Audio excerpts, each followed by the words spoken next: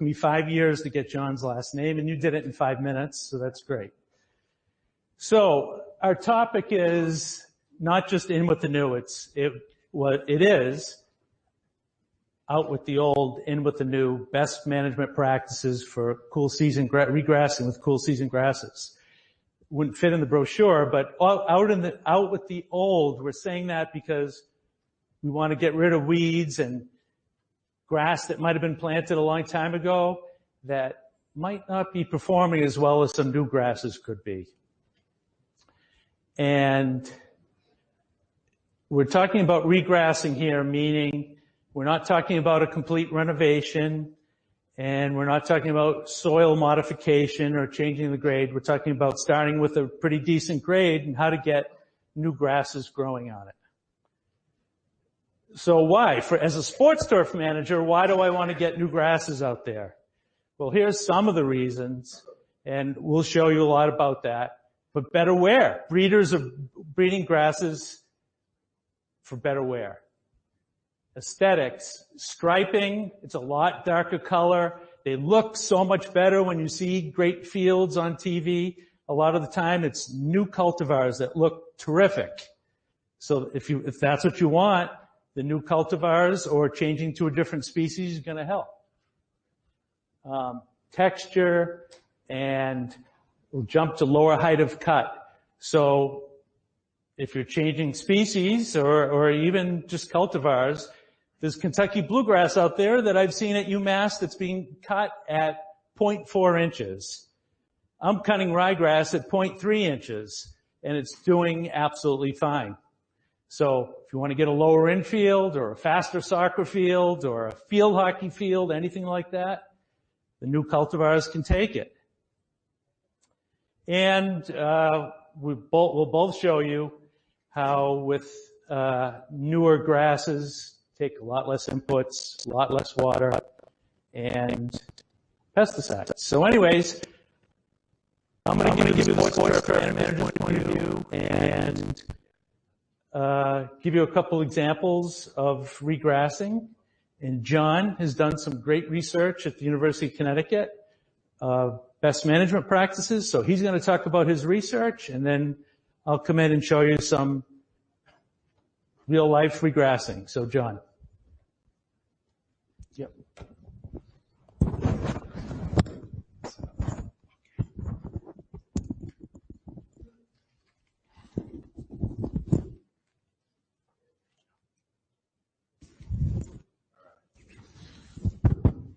All right. Thank you for that momentary pause in the technology there.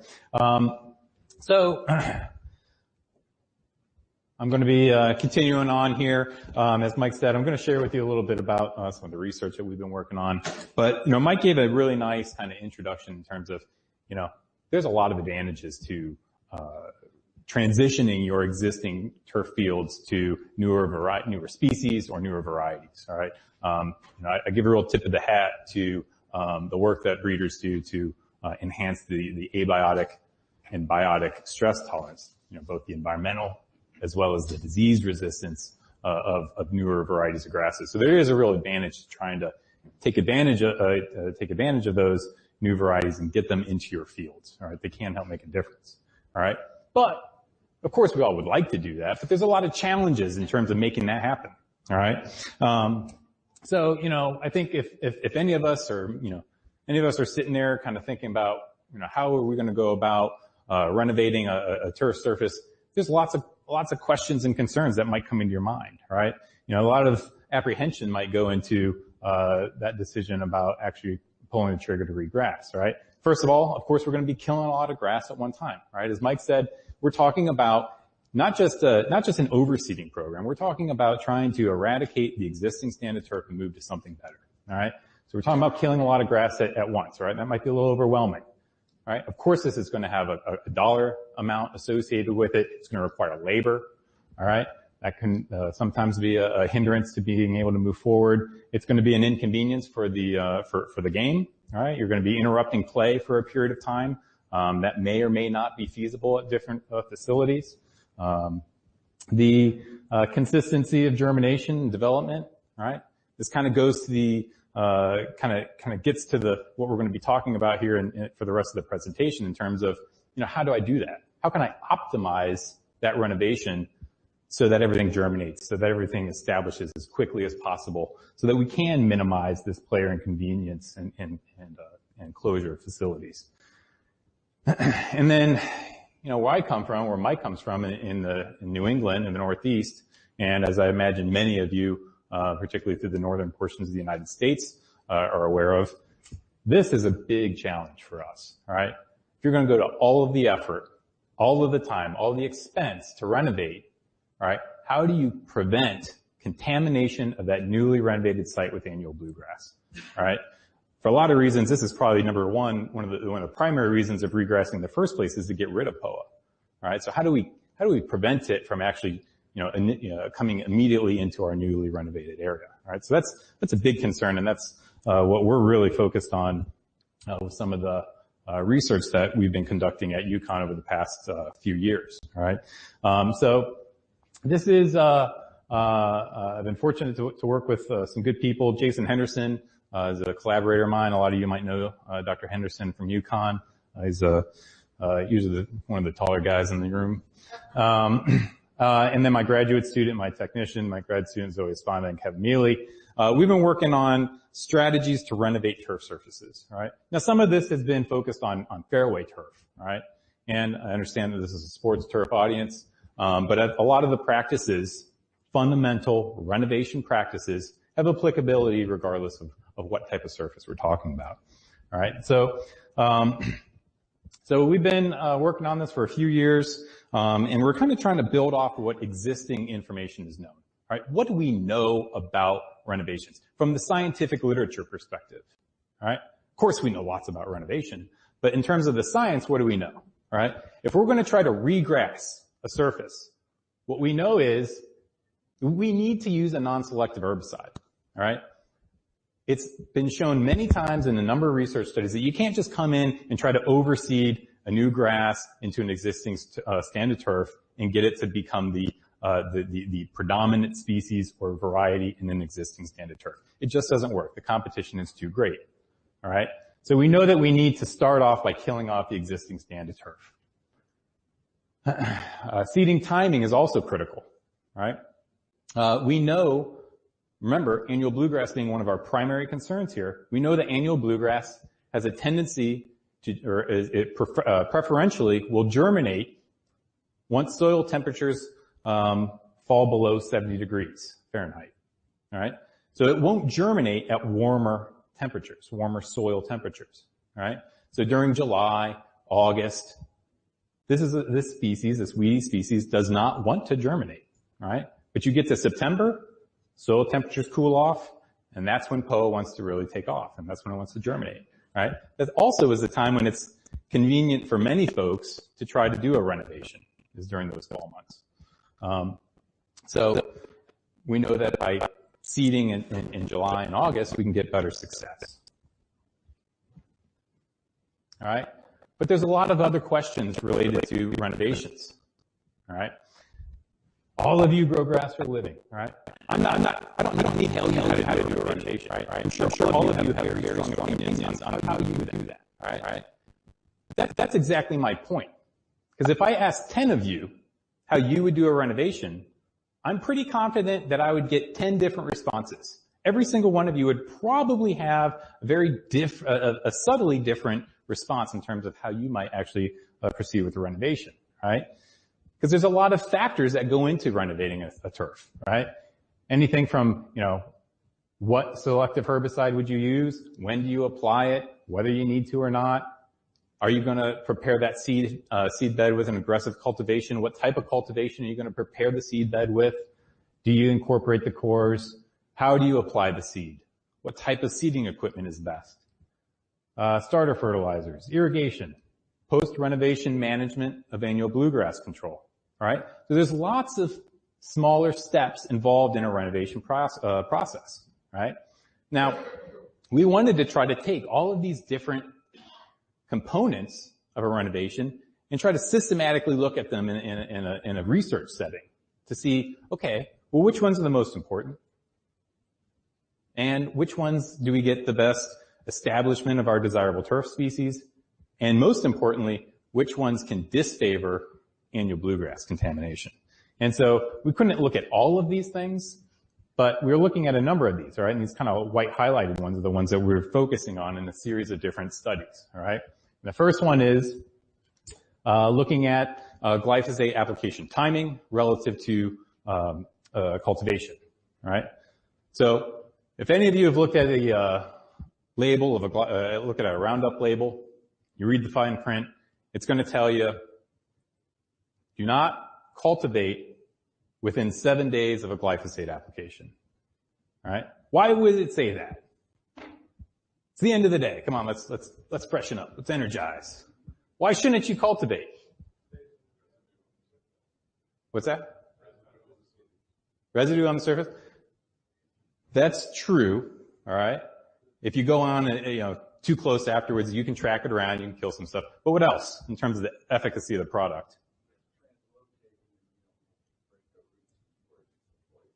Translocation. This is a systemic herbicide. It needs to move through the plant to get down to the crown to kill the entire plant, right? So they want to make sure that they want to ensure that that material is going to translocate adequately throughout the plant. So it works, right? They want it to work. You want it to work, right? But if we think about in the renovation process, that's days added. That's 7 additional days into a renovation process. And if we want to try to renovate as quickly as we can and compact this whole period of time into the least amount of time possible, that might be 7 days that we can save if we can find out that it doesn't actually reduce the efficacy of the herbicide. So this was a relatively straightforward study, very relatively simple. We just wanted to take a few different types of cultivation practices. Okay? Core cultivation, verticutting, the combination of those two, right, which would be a very aggressive cultivation. And then also having no sort of cultivation, all right? So we wanted to do these different cultivation practices, okay, at different timed intervals after we apply the glyphosate, all right? So we applied glyphosate either 7 days before we cultivated, 5, 3, 1, and 0 days, right? 0 days meaning we applied glyphosate, we waited 2 hours for the material to dry, and then we immediately came after that and cultivated with these various treatments, right? To see how the efficacy was affected, all right? All right, simple story.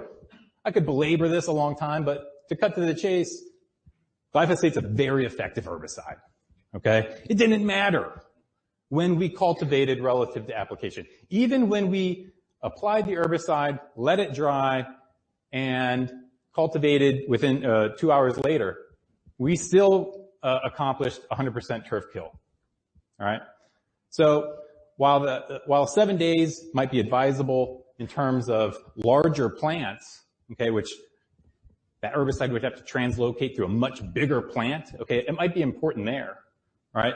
But on smaller plants like turfgrasses, it appears based on this research that waiting 7 days is probably not necessary, okay? Now, to the point that this gentleman brought up, I probably would not recommend applying it and then cultivating because, yes, you can track it around, all right? You can track it for probably a day or so afterwards, all right? So that is a very good point. But in terms of the efficacy of the herbicide, it does seem that we don't need to wait 7 days. We can tighten that up a little bit, all right? So that was just kind of a preliminary study that we needed to do before we were doing this much larger one, which involves a lot more components that we might consider in a renovation project, right? So this next study was looking at seedbed preparation and different seeding methods on establishment of desirable turfgrasses in a mixed fairway. And in this study, we were looking at 3 different factors, okay? 3 different factors. The first of which is killing off the existing stand of turf, right? A non-selective eradicant to kill off the existing stand of turf. The second factor was a seedbed preparation method, right? So how do we prepare that seedbed? And the third thing we were looking at was how do we apply the seeding method, right? And within each of these, we had a couple different levels, right? So for a non-selective eradicant, right, we either killed off the turf by applying glyphosate, or we killed off the turf by applying glyphosate plus Dazomet, or Basamid. Okay, this is a soil fumigant. How many people are familiar with Basamid? Okay, so it's a soil fumigant. I'll show you a couple photos in the next slides here. All right, the idea with this soil fumigant is that not only are we killing the existing standard turf, but we're also going to be addressing the POA weed seed in the soil seed bank. All right, so we're trying to eradicate some of the existing existing seed that's in the soil. The next factor was the seedbed prep. All right, comparing no seedbed preparation to a core cultivation only, or a verticutting treatment. And then lastly, looking at different seeder types, we're comparing a slit seeder to a spike seeder, a drop seeder, and no seeding at all. Okay. This research was done over 2 years at 2 different golf courses on their fairway. And basically, what we're trying to do with a lot of these studies is trying to compress the amount of time, the total time that it takes to complete a renovation. All right. So all of the kind of nuts and bolts of the logistics of preparing and doing the renovation work occurs within 1 week. Okay. So these were both in both years we did this as kind of a worst case scenario in terms of POA infestation. So we're doing this in after Labor Day in September, all right, which is when you're going to get a lot of POA germination. And the timeline for how these treatments would go out is that on Monday we'd come in and we'd spray glyphosate. All right. The following day we would core cultivate the entire study, or the core cultivation treatments. We do the core cultivation and verticutting. Following cultivation, we would apply Basamid or Dazomet, the soil fumigant. Okay, that would be watered in over the next couple of days, and then we would seed the plots on the Friday of that same week. All right, so everything happened within 1 week. Glyphosate was applied in individual plots with this sprayer. This is the verticutter that we use. It's a grade and swing wing. That's a 2 millimeter blade on a 2-inch spacing. This was performed in 2 directions. All right, so a fairly aggressive verticutting treatment here, with the idea of trying to kind of remove some of that organic matter that's present in the soil. Right, if you're going to go to the effort of trying to renovate and get new grass into the field, right, it also might be advantageous to try to remove some of the existing thatch and organic matter that's there at the same time. Those verticutting treatments were done to about, it ended up being about 1 inch thick or 1 inch depth, right? Our target there, though, wasn't necessarily 1 inch. Our target was to verticut through the organic matter just to get to the soil surface, all right, just to scrape the soil surface. Core cultivation was done with the Toro Pro Core with 1/2 inch hollow tines on a 1.5 by 2 inch spacing, on a 2 inch depth. And then those cores were incorporated. For small plot research work, we're just using a rotary mower to pulverize those cores, and then we would incorporate them into those same plots. And here's what our finished seedbed looked like. Pretty good. And then that same day, after those cores were incorporated, we would apply the Dazomet. For this purpose, we would just use a shaker jar and apply that fumigant to each plot by hand. And then, and I should also mention that this rate is the standard label rate. This is the highest rate that you're allowed to use when using water incorporation to move that soil fumigant into the soil. All right. If you were to actually go in and rototill, you can use higher rates, but this is the highest rate that's permitted with a water incorporation. And so the irrigation to incorporate that product, this is a granular material. All right, so there's very specific recommendations on how you need to move that into the soil. All right, the first day after applying the Dazomet, you need to apply 1 inch of irrigation. All right, with the idea being what you're trying to do is move that soil fumigant off the surface, move it down into the soil profile. Okay, so that's what that first inch is for. The next day, you need to apply a 1/2 inch. Okay, the day after that, you apply a 1/4 inch. All right. The purpose of the waterings on the subsequent days is to seal the surface and to lock that soil fumigant in. Okay, it volatilizes when it gets wet. All right, and so you need to keep the surface wet, because if you don't, then the gas can volatilize out of the soil, and then the material won't work very well. All right, so that's why we have this pretty aggressive irrigation regime here. On the 5th day, all right, we went ahead and seeded. Okay, as I said, we were looking at some different different seeder methods. All right, we compared a drop seeder, in which we just used a standard Gandy drop spreader to seed those plots. Again, in this study, we're using creeping bentgrass seeded at 1 pound per 1,000, which is kind of a standard rate for creeping bentgrass. We used a blend of 3 different varieties here to increase our genetic variety. The pathologist in me likes to do that to increase disease resistance overall in our population. It's a good thing. We looked at a spike seeder, right, which was a TIP spike seeder with the a seed box layer in the front, which would drop the seed, and then the spiker rolls over and incorporates that seed into the soil surface or into the thatch. We used a tri-wave slit seeder, all right, where you have a seed box here. You've got some discs that cut a groove, and then the seed drops into these tubes right into those grooves. And those were the different seeder types that we looked at. All right. So what happened? What happened in this study? All right. We have a graph here just showing us our percent green cover. And really what I'm trying to do here is just kind of give you an overall perspective of what happened. All right. So as you would expect, we start off, this is percent green cover. Okay. Start off with a lot of green cover. All right. We apply some herbicides, eradicants. Turf cover drops off. All right. We see everything by about 10 to 14 days after applications of eradicants. Everything is bottomed out. All right. And then we see turf cover increasing after the seed has been applied. All right. Kind of see what those photographs look like. When you look to the left here, these are our glyphosate plots. Both of these plots here were treated with glyphosate. Both of these plots were treated with glyphosate plus the soil fumigant Dazomet. All right. Here we have no seed, and here we have the slit seeder. Okay. And so this is 4 days after treatment. All right. You can see that the glyphosate only plots still pretty green. Okay. Glyphosate's somewhat as a slow acting herbicide. You can still see some green. Where the Dazomet was applied on top of that, you see the turf declining much more rapidly. But here we are 14 days after initial treatment, and we can see, total kill in both the glyphosate and the glyphosate plus Dazomet plots. All right. As we move here 3 weeks after seeding, this is where the seed was applied. This is where no seed was applied. All right. And it's important that we included these no seed treatments. All right, because those no seed treatments allow us to kind of get an idea of what the resident POA annua seed bank population is like. All right.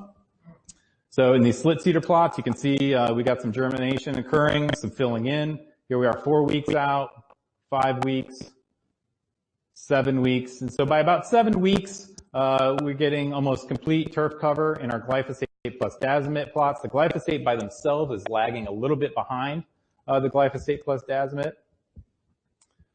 And by 8 weeks, we've got everything in the glyphosate Dazomet plots looking pretty well, and the glyphosate only still slugging, a little sluggish, but this was kind of a cool year, and we're into November, so things are kind of slowing down a little bit this time of year. All right. So just wanted to kind of give you a little bit of perspective in terms of the timeline of what happened in general in those different plots, all right? But what's really important here in what we're looking at is the turfgrass composition, all right? What we really want to see is how these different treatments influence the establishment of our desirable turfgrass species and disfavor the annual bluegrass populations, all right? And so you can see we had some pretty striking differences. Again, in this case, this desirable population was creeping bentgrass, and you can see that kind of characteristic blue, grayish hue here compared to annual bluegrass, which has, as we would expect, that kind of limey green. All right, so some big differences here. All right, I was fortunate to have my research technician who would go out there with a grid and spend hours a day staring at the ground and teasing out different plants to characterize the populations of annual bluegrass and our desirable species here. In this study, all right? So what we're able to do here is look at both the populations of bentgrass and annual bluegrass in our study. So here we are, we're looking at bentgrass cover, all right? Not percent green cover, we're looking at bent grass cover, right? So our desirable grass cover. And we're looking at the effect of seedbed preparation, right? So how do those different cultivation practices influence the establishment of our desirable turf species, right? Nothing terribly earth-shattering here, all right? We see here is that if you verticut or you core cultivate to produce a seed bed, you get better establishment of your turf grasses than if you did nothing, all right? Not terribly earth-shattering here in terms of the differences in our seedbed prep, all right? But that's for establishment of the desirable species, all right? So we'll come back to this, though, in a little bit. All right, what about the different cedar types? Okay, remember we looked at several different cedars, right? When we compare the drop spreader to a spike cedar and a slit cedar, we see that there's actually no difference in the amount of desirable turf that we established compared to each other, but that we do see obviously more of the desirable turf compared to where we didn't apply it, all right? So no differences between the three different cedars that we used, all right, in 2014. Remember, this was a 2-year study. The second year, we saw a similar response, right? No differences between the three different cedars, okay? Here's our drop spreader, here's our spike, here's our slit, okay? No differences there, no differences here, all right? But you do notice that these bars are much taller, okay?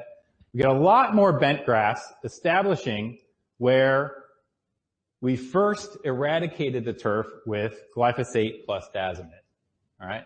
So we're not necessarily seeing a difference among the different cedars, but we're seeing a tremendous increase in the establishment of our desirable turf where we first treated the area with glyphosate plus Dazomet compared to the glyphosate by itself, all right? And so you can kind of see that in some of these aerial photos. So here's where we apply glyphosate by itself. Okay, this is slit cedar. This is glyphosate by itself with a spike cedar. And this is glyphosate by itself with a drop spreader. Not tremendous, and these are all pretty similar here. Okay, not big differences between the cedar types as the data showed us. All right, same thing with the glyphosate plus Dazomet. All right, compare these. Not tremendous differences here, but where we see these really striking differences is that light's really kind of bothering me there. But when you compare the application of Dazomet plus glyphosate compared to glyphosate by itself, we're again seeing this really substantial increase in the establishment of bent grass. All right. Now, switching gears. All right. So we see that there's not a big difference among the different seedbed preparation types for establishment of our desirable species. And there's not a tremendous difference between the different cedar types for establishment of our desirable turf species. But we do see that the Dazomet or Dazomet is enhancing the establishment of the desirable species. All right? Well, what about how do these factors influence the contamination of those plots with annual bluegrass? So here we see that when we look at the seedbed preparation methods, remember, we saw no difference between verticutting and core cultivation and bentgrass establishment, but we do see here is that when we verticut to prepare the seedbed, we see a significant increase in the amount of annual bluegrass contamination in those verticut plots where we did the double grading compared to the core cultivation alone. All right? So we're not seeing a difference in the establishment of the desirable species, but we are getting greater contamination of annual bluegrass where we prepare the seedbed with verticutting compared to core cultivation. All right, and this has to do with simply due to the amount of the surface area that we're affecting. All right, the surface area that we're affecting with that double grading treatment is 11% compared to about 7% of the surface area with this particular core cultivation treatment. All right, so by affecting more of the surface area, we bring up more annual bluegrass seed with that verticutting treatment, and that seems to be corresponding with an increase in annual bluegrass contamination. All right, so core cultivation would be a preferable seedbed preparation procedure compared to verticutting. To see that same information here in a photo form, here's our verticut one. So this is where no we did not apply any bentgrass seed to these plots, all right? So the grass that you're seeing establishing here is annual bluegrass, all right? Here's where we did nothing to prepare the seedbed, and you have very little turfgrass establishment here. Here's where we verticut. You see a lot of annual bluegrass coming in here. Here's where we core cultivated, and there's some annual bluegrass coming in here, but less than where we verticut, all right, due to the difference in the surface area affected there. In terms of the different seeders, did the seeders influence the amount of annual bluegrass contamination?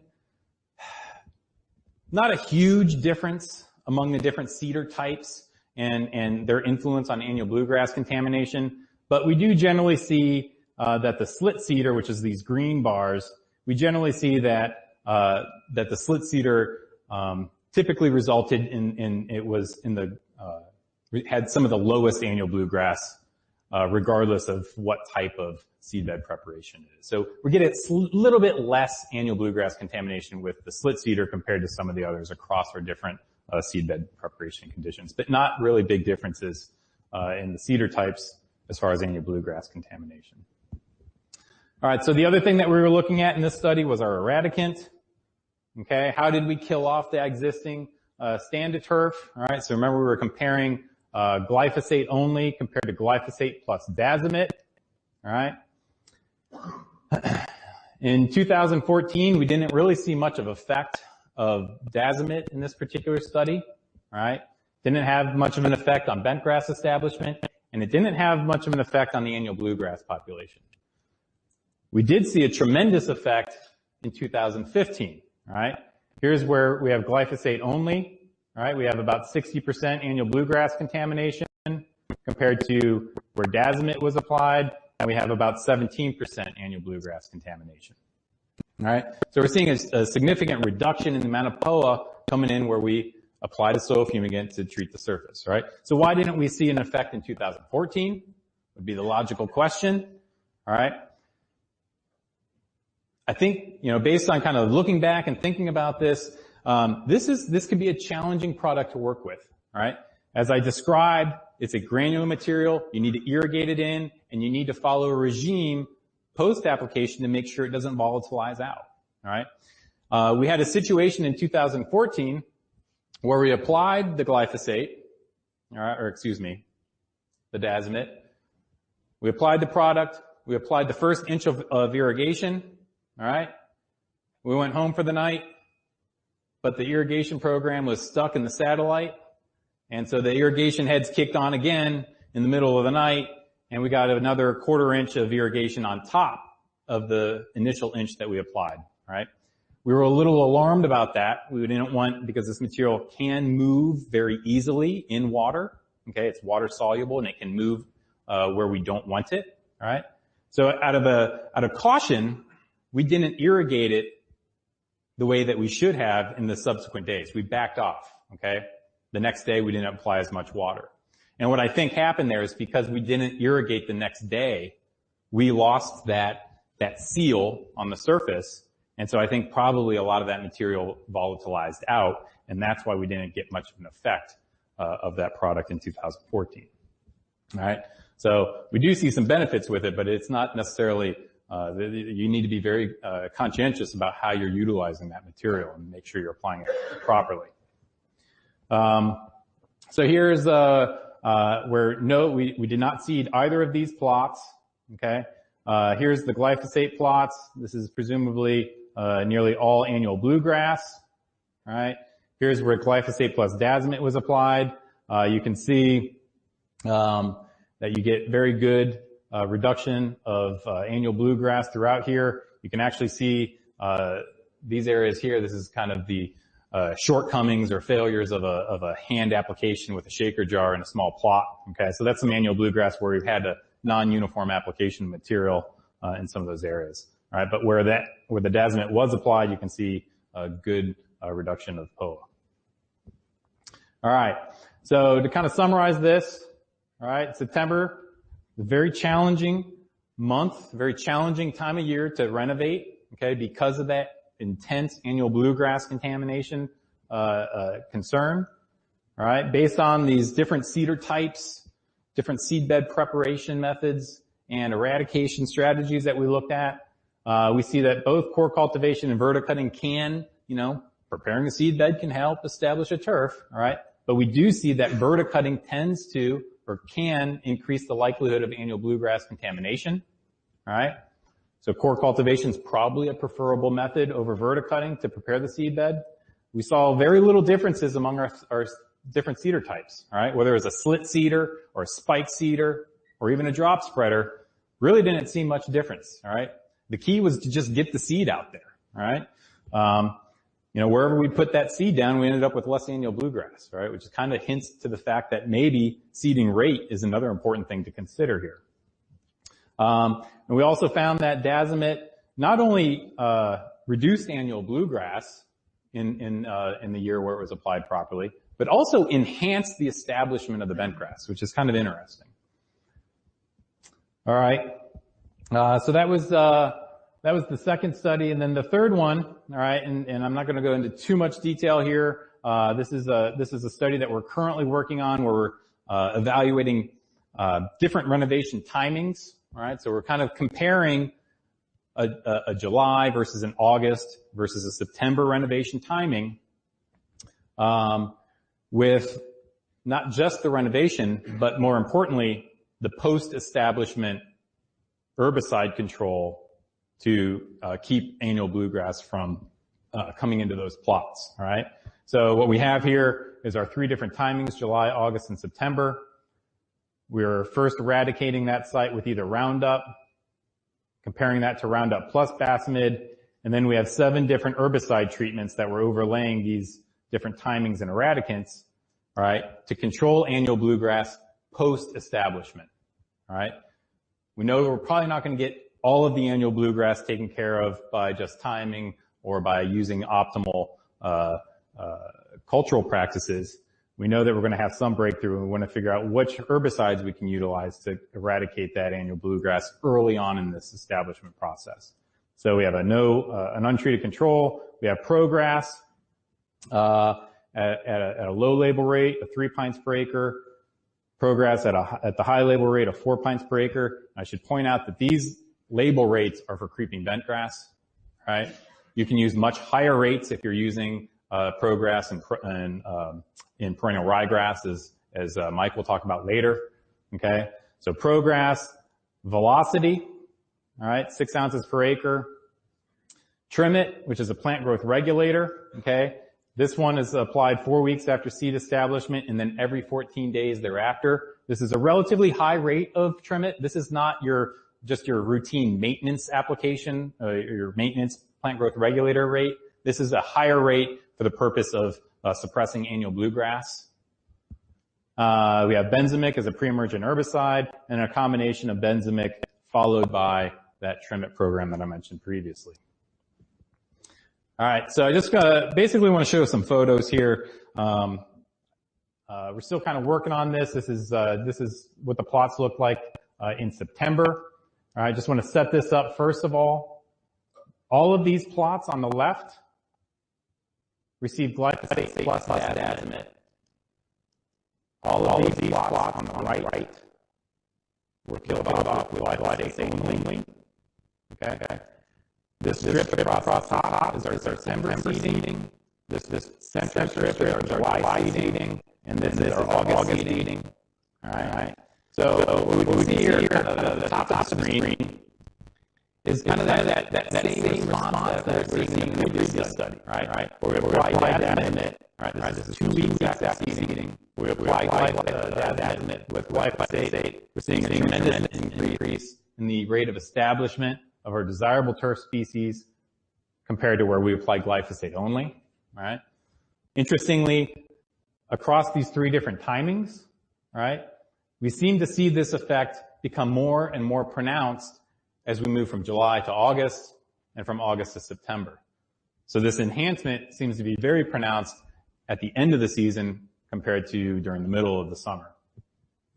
All right. Here we have some velocity plots highlighted. Okay.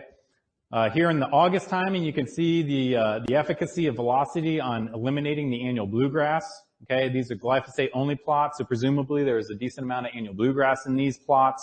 And you can see that basically 1 week after the second application of Velocity, you see a lot of bare spots in here, all right, where the annual bluegrass has been eliminated, all right. You compare that to where we applied Dazomet, all right. You see that there's not any voids here, all right, because the Dazomet provided a control of the annual bluegrass in the seed bank, all right. So in the August timing, we have these voids. If we look at the July timing, all right, this is 11 weeks after seeding, all right, so this is 5 weeks after the second application of Velocity. We see that these plots have completely healed in. So even though we had annual bluegrass and we had voids 5 weeks after that last application, we see that the desirable turf is kind of knitted in there, and we've got 100% turf stand here, all right, 11 weeks after seeding. When we look at velocity in our September timings, all right, it appears that velocity applied in the fall, and this is kind of already known. Velocity applied later in the season, probably not as advisable, all right. We see some good results with it in July and August, but in our September timings, even in the glyphosate plus Dazomet plots, you can see this plot is somewhat yellow, okay. One of the issues with velocity, or not really an issue, but one of the side effects of it is that it will cause your desirable turf species to turn yellow for a period of time. Usually for about 4 to 7 days post-application, you'll get this yellow flash, if you will, following the velocity application. All right? It's fairly short term when it's applied during the warm months of July and August. However, in the cooler season of September, this application of velocity resulted in a yellowing of the turf, which persisted for up to 12 weeks after seeding. All right? So in this particular case is an example where by looking at how all these different treatments respond at different times of the year, we can kind of fine-tune some of these recommendations. So where velocity might be a good option in July and August, probably not a good option in September due to that prolonged chlorosis. Then I want to just point out the Trimit. Here we can see Trimit providing this kind of characteristic PGR effect, that dark greening response that we associate with most of our PGRs. In July, by the time we get to December, at the end of the year, you can see that those Trimit plots here in the glyphosate-only plots where we had a lot more annual bluegrass, you can see some thinning going on here. So in this case, the Trimit did provide kind of a slow melting out of that annual bluegrass. All right, it wasn't a rapid kill off like we observed with the velocity, but with the 1 pint per acre rate, we're getting kind of a slow melting out, if you will, of that annual bluegrass, all right, which worked relatively well in July and August, but the September plots probably, I mean, we'll have to wait to see what they look like in the spring, but unlikely that the Trimit plots will be very good with the September timings just due to the number of applications, all right. We managed to get 6 applications of Trimit with our July timing, just due to the time of year, whereas we only managed to get 2 applications of Trimit in with the September timings because we're towards the end of the season. Lastly, I just wanted to point out Prograss. Prograss is an herbicide that's known to be effective for annual bluegrass control. We didn't see much efficacy out of it in July and August, but Prograss, which is oftentimes used more as a fall-spring material, did seem to be providing some control of annual bluegrass for our September timing. All right. Again, kind of pointing to the fact that, you know, it's likely that what we hope to pull out of this study is that depending on the time of year that you're going to be initiating a renovation, we might have different recommendations in terms of the types of herbicides that are going to be most efficacious in eradicating that annual bluegrass as we move through those different timings. All right. So where we're at here, so based on that second study I talked about, which was a September seeding, all right, kind of what the data is pointing to are these recommendations, all right. You know, I start off by saying that we have September as being a very challenging time for renovations, all right. But based on the program that we've looked at and the data that we collected on that, we find that, you know, a reasonable program might be to start off on day 1 with an application of glyphosate, followed by core cultivation the following day. We were using a 1/2 inch tines on a 1.5 inch by 1.5 by 2 inch spacing to 2 inch depth, breaking up and turning those cores. All right. For September timing, it does appear that there is some advantage of using Dazomet, all right, this soil fumigant, both for the sake of reducing annual bluegrass populations in the soil seed bank, as well as enhancing the establishment rate of our desirable turf species. Some interesting results there. The one caveat I would certainly put on the use of Dazomet is that it is a soil fumigant. All right, this can be a hazardous material to work with. So the potential for exposure to both the applicator as well as unintended movement of this material, because it's highly water soluble, into off-site locations is definitely a consideration that you would want to give if you're considering using this material. So you would definitely want to read that label very thoroughly if you want to use this. And then lastly, that would be applied on day 2. And then following the irrigation of that product, we would recommend the slit seeder on day 4 due to the fact that we got good establishment of our desirable turf and also minimizing annual bluegrass contamination. So that's the university perspective on renovations, all right? Kind of a methodical, research-driven approach to kind of figure out what works best for us, all right? Now, of course, there's also the tried and true experience-driven method, which my friend Mike's going to share with you, and is his experience that he's had at Longwood Cricket Club.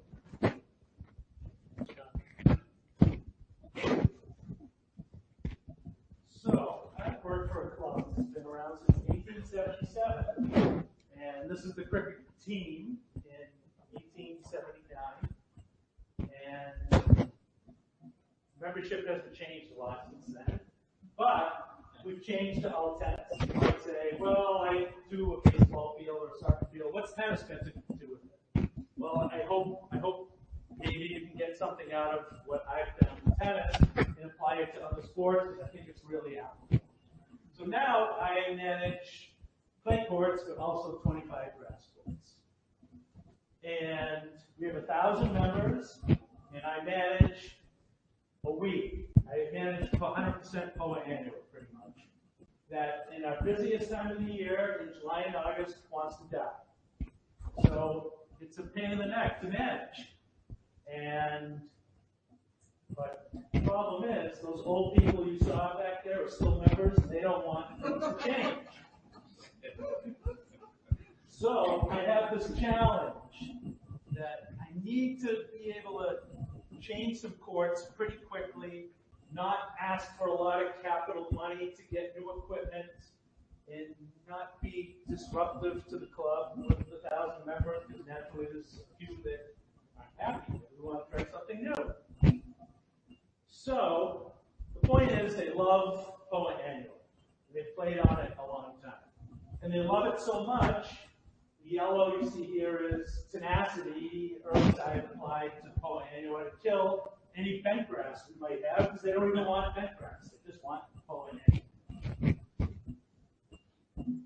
So why do we want to go in with the new? The members are kind of happy. Why do that? For one, POA produces a lot of thatch. So think about tennis or other sports, soccer. You want the ball to bounce. There's a lot of thatch. We work hard at getting rid of the thatch, but it's pretty difficult on POA annual. So it's not good for ball bounce. And we test for ball bounce, so we know what it's bouncing at compared to other grasses. And water, oh boy. Water all the time. It wants to die in July and August. A lot of hand watering, automatic irrigations on and off on hot days. So it's a lot of manpower in watering. And how about effect on the environment? So I got this from Cornell, the Cornell website. Might not be perfect, but for our 4 acres of grass for the tennis courts, it's all POA annual. I actually used what pesticides we used. We came up with the number 2662. And then through experience, I know what we've had used on ryegrass. The number goes all the way down to 661 for the impact on the environment. So a lot less pesticides. And here's a picture. So here's some new cultivars of ryegrass on the left. And on the right is our POA mixed in with Bent. And we decided not to spray any fungicide and keep it pretty firm with not much water. And you can see what happens with POA annua just in a couple of weeks. Some great places. So I'm going to talk about ryegrass. So specifically ryegrass, but what I'm talking about, I think, can apply to cool season grasses, to tall fescue, and to Kentucky bluegrass also. But ryegrass I'm talking about, and there's some great places. I think it's underutilized by sports turf managers. And there's a lot of great places using all ryegrass, like Wimbledon or Premier League soccer fields that are 100% ryegrass. So we're going to try that. And so ryegrass, there's a lot of great new cultivars out there.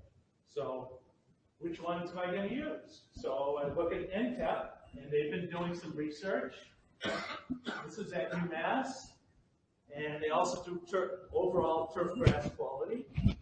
So but the testing isn't at higher height of cut at 0.3 inches. So, I have the pressure of we better do this right because the membership doesn't like a lot of change. So, like, which ryegrass is going to be able to take that height of cut down to 0.3? So, we did our own testing, and we took some top cultivars in the market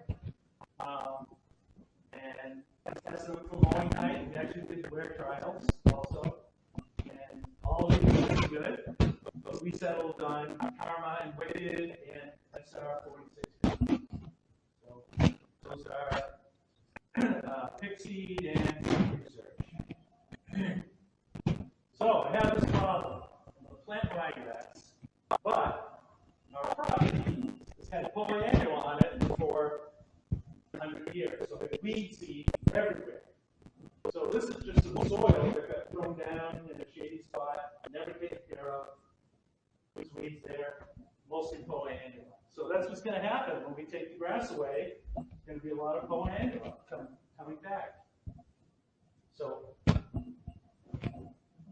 what am I going to do about the POA annua? So I tested Prograss, which is an herbicide labeled for not only POA annua, but other weeds like crabgrass and other common ones that all of us see.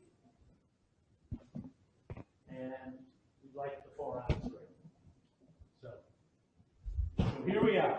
That's the story set up. So we want to renovate a court or a couple of courts, and I want to do it with the existing equipment, nothing fancy, and I really don't want anybody to take notice too much of what we're doing. I mean, they're going to see some no grass, but that's what I want. So the first time we did it, I guess the main thing, I want to back up to what John said. There's a lot of different ways to do this, and I'm going to show you 2 or 3 here, but you can do it many, many different ways. So here we put some Roundup on, and we scalp it, okay? And this is like the size of a baseball infield, like 8,000 square feet. And then, like I said, we have a lot of thatch, so we aggressively aerated and verticut. Got a lot of the thatch out. So later on, I'm going to talk about the seed bed and how we got it going. But in this trial or try, we spread it all by hand, or topsoil. We made a seed bed out of the top dressing. Okay, so it's pretty thick. So you couldn't see the dead grass underneath. So you're just seeing the dirt. The seed bed is the top dressing we did by hand, and it just took the day to do it. So picture of a baseball infield, you can do in a day easily. a couple of people, and we used a pretty high rate of ryegrass, 15 pounds. And so here's May 1st. That's about as early as we can go in the Boston area. The soil temperature is in the low 50s here on May 1st. So just kept it watered, and it came in pretty fast. And in 6 weeks, we had a quart. So I hope that if you think about it, I want you guys to think about, hey, high school baseball or soccer ends June 1st, and then fall practice starts sometime in August. Well, with ryegrass, you have enough time to regrass. Get some significant plants in there that will wear well. So it's a good opportunity. So method 2, that was in the spring, was in the autumn. So this is all Poa annua. And just like John said, we used Roundup and we started the next day. We didn't wait. And we verticut and aerated to get the thatch out. But in this case, the last one, remember I said we put the top dressing on really heavy. That was our seed bed. In this case, it's different. The seed bed was our disruption of the ground with the verticutter and aerating. So it's just a light top dressing on top of the seed. And right here on the left, the grass is starting to die down. I know it's hard to see. It's starting to die from the Roundup, and the seedlings are starting to come up at the same time. So it's dying, and new stuff's coming up at the same time. So there's our seed bed.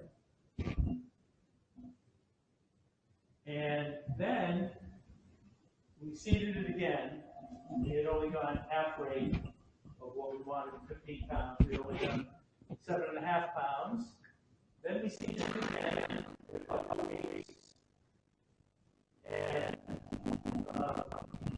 remember that's seed bed. So right here, it was only core aerated. On the bottom right here, it was core aerated and verticut only once, and at the top, core aerated, verticut twice. Just that's where the machine went. And yes, we're probably having more Poa annua grow, but we've got more ryegrass to see to grow also, a lot more. And then talking about the Poa annua. So we're worried it's in the fall now, and a lot of the Poa annua is going to germinate. So we went at the high label rate of Progress. Didn't affect the ryegrass at all. And then we lightly top dressed it again and put that second seed down immediately, right after the Progress. And that's the seeding. And here we are, 6 weeks. Yes? Does the Progress say to wait 2 weeks? It says to wait 2 weeks, and I'll talk about that in a second. But just like the Roundup, we went right, because we had tried it before in our little test ground, we seeded right into it, and it might slow it. There's no science behind it, but I think it slowed down germination just a little bit, but we still made it in 6 weeks. Same fertilizer application. Yep, same fertilizer. And so this has no Poa annua. I'll talk about that in a second. So this is the third try here. So I don't think this would apply to many of you, but I just thought it was kind of interesting. So that strip right there is 100% annual bluegrass. So we did a third try on this. And the reason being is Progress kills annual bluegrass pretty slowly. So we wanted to see if we could grow ryegrass as fast as the Progress was killing it. And maybe nobody would notice anything, and we could transition to ryegrass. But it didn't quite work that way. So we put Progress down, we verticut, top dress, and seeded the next day. So right away on that strip. And There's a label. It says basically 2 weeks after treatment, 1 to 2. Yep. 4. 4. So the highest label rate for ryegrass.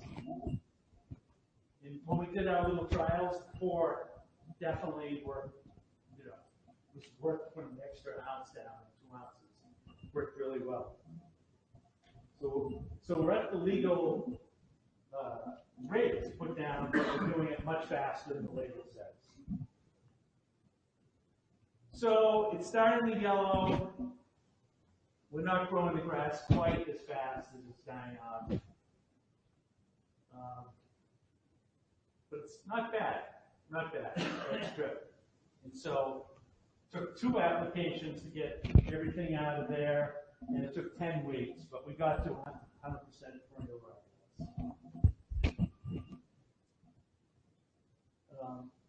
So this was just this fall, the one we planted this fall.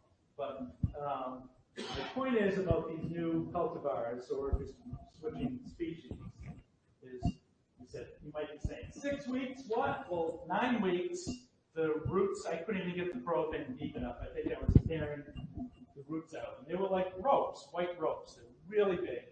And they were a foot down or 10 inches down. It's pretty impressive. If I compare that to the Poa annua, which is rooted like 2 inches down, it's a big difference.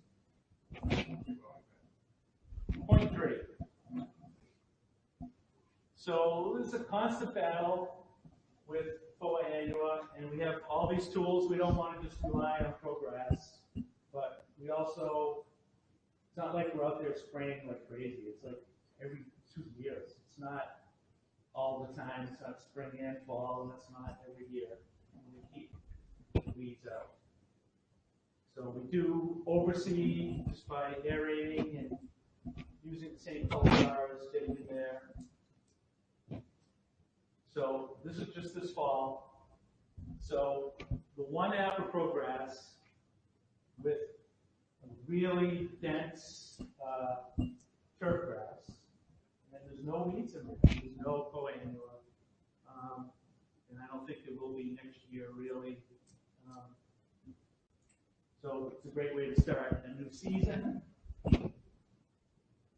And back at the beginning, I said all these things that were wrong with the Poa annua, and did it come out like I hoped with ryegrass, changing to a different species and a really good cultivars.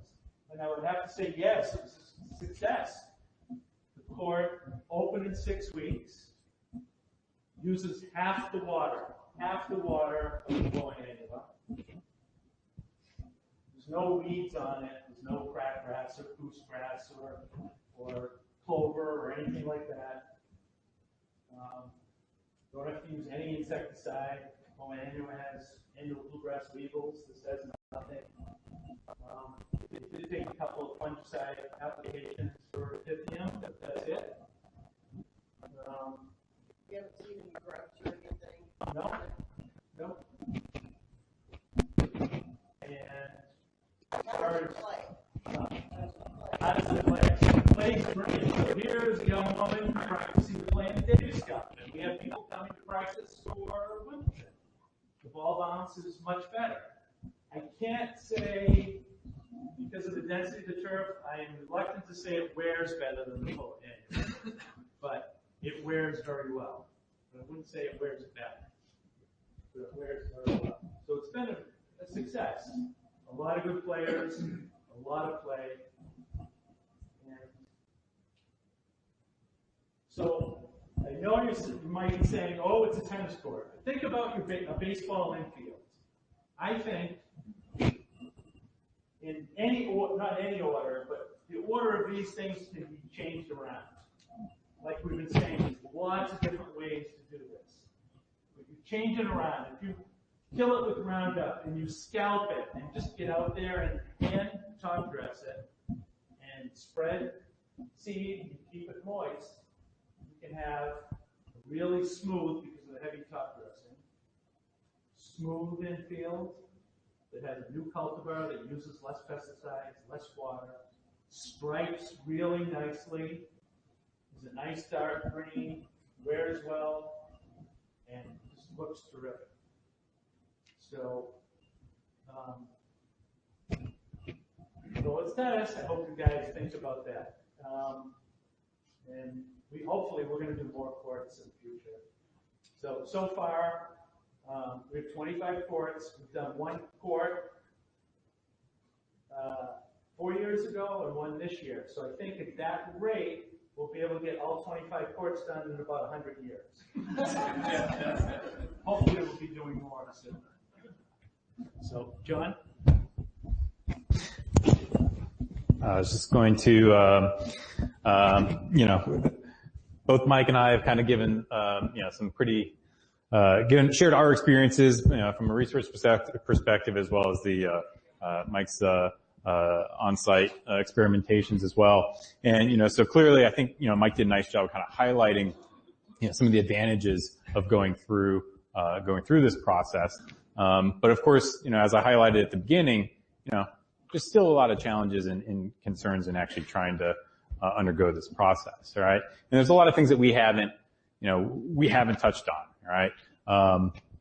So I think, if you're going to be considering going through these processes, I mean, I think outside of, just the nuts and bolts of it, there's important considerations that you would want to factor into it, Mike talked about the thatch that he had at his existing location, right? So, managing that thatch, and, it's one thing to get the new grass in there, but it's also important to try to get that surface and get the organic matter remediated, so that you're going to have something that will continue to perform well for a long time. And, we've kind of focused a lot on in these studies here on classical cultivation and chemical control of annual bluegrass. But, another really, good option, I think, for sports fields in particular, and, it's really popular. I'm sure you're using it or interested or talking about it is the Coro, in terms of, trying to remove that existing organic matter, that's there, not just to remove the organic matter, but, rather than using a soil fumigant like, Basomet or Dazomet, by using a Coro to skim off that surface, you're also removing that organic matter and removing a lot of that annual bluegrass seed that resides in that thatch layer as well. So, that's one thing that we haven't talked about here, but might be an interesting consideration for sports field renovation. Seeding rate. I think that's another important factor that you might consider. I mean, Mike talked a lot about the fact that he used some more aggressive, some higher rates of ryegrass seeding, and that's important in terms of, by getting a higher rate, it does seem that it's possible that you can outcompete some of that annual bluegrass that might be there. So, I think there's likely maybe a sweet spot between, a higher rate to outcompete some of the existing weed seed that might be there.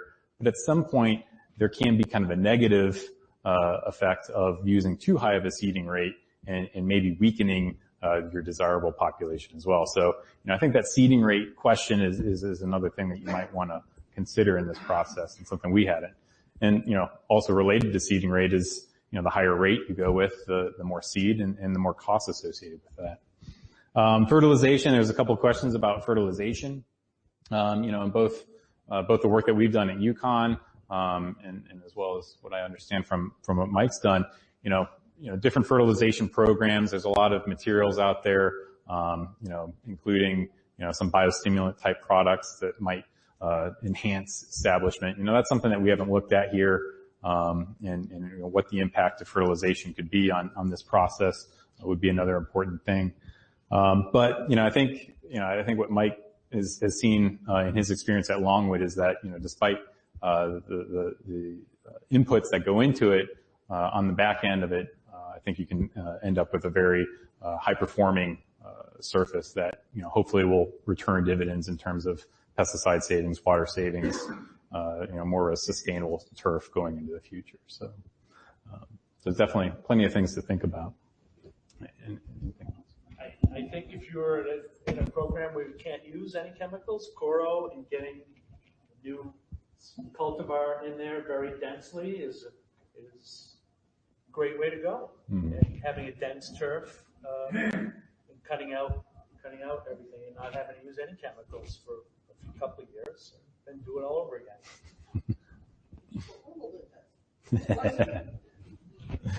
Sure. Quick question about the Turfgrass material. Did you tend to stay with a consistent material that you used?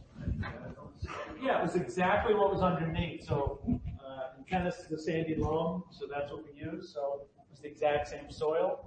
On top is what was below. Did you, just one more to that, did you ever consider maybe changing the composition of the soil structure? Knowing that you were going to a different type of grass species, did it ever cross your mind that it might be worth changing the composition, or did you just think that consistency was, and the timing of things was more what you were looking for at the time? Oh, I've thought about it a lot, but the sandy loam we have compacts nicely for a good ball bounce, and it's a good balance between drainage and fertility and ball bounce, and holding together when we have wear, which we're going to get wear no matter what. So I would love to be able to go out and just top dress with sand and change and sand cap it, but that wouldn't hold together and it wouldn't work well for tennis.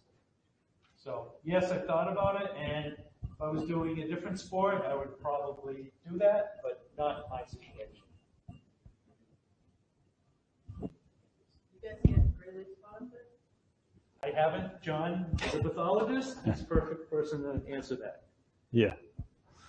Yeah, it's going to be a concern a potential concern. you're not preventatively treating for No, green I haven't seen it. The cultivars that they selected all have very high gray leaf spot resistance. They were the 3 highest rated at Rutgers in the last INTEP for gray leaf spot resistance. We did look at that when I looked at the INTEP trials to choose. Can I follow up that question Sure. by asking, you said that you're not sure that the wear tolerance of the ryegrass is better than the TOA, Right. which is, so, or once you start to see wear in the ryegrass, are you seeding it actively while it's? I tried, but it doesn't work because I can't close the court, so I would say I have 0 success doing that.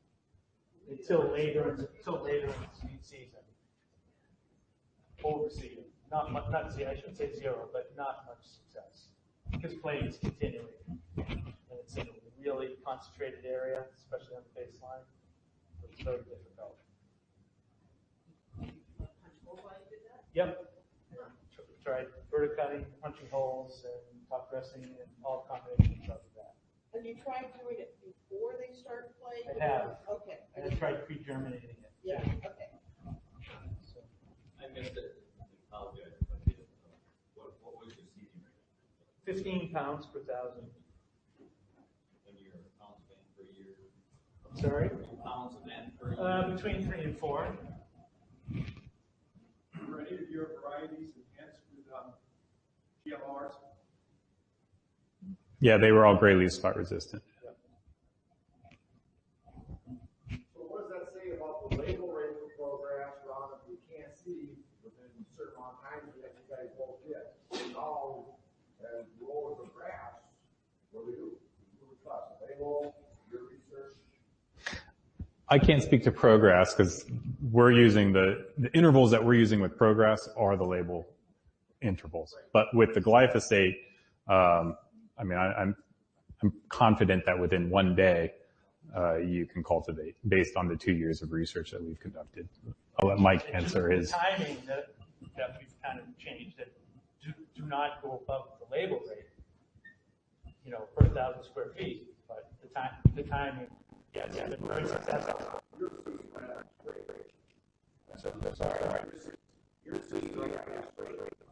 Next day, yes. Yes. Now, that's when you have problems with the trees, right? The tree line. Well, the problem probably is more so in the terms of along the lines of if it's moving in surface water and it moves close to trees, that could be a problem. It's a non-selective toxicant. So trees, ponds, it's something you would certainly need to be cautious of. Drains around, I tend to tell guys when experts do it. yeah, that's a good recommendation. What was the feedback from the members, knowing that it was now a different surface? Probably looks a little bit different than the others. So Much darker. What kind of feedback did you get from some of the older members, or just the play on it? They say they don't like it, but I see them playing on it all the time, and I keep records. But younger players and the better players love it because the game of tennis is evolved, and people don't come to the net as much, so they stay back more. If you watch Wimbledon or even the U.S. Open, or because people grow up playing on hard courts, right? So style of tennis has changed. People want to stay back more, so it puts more wear on the baseline. But so the better players like it, and the younger players like it. And the higher bounce allows older people to play a more fun game because the ball is bouncing up higher, so they can get to it. Do we have any more questions? We're still a few more minutes.